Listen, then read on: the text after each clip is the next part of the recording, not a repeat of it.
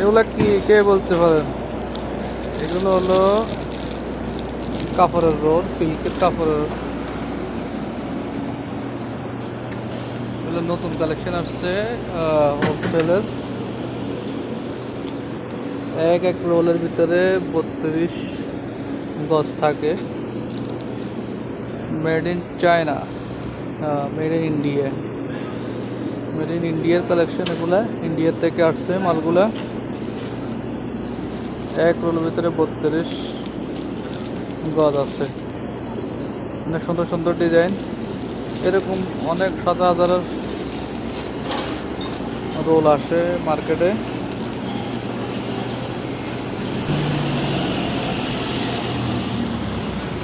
দেখতে অনেক সুন্দর, কাপড়টা অনেক ফিনিশিং আছে।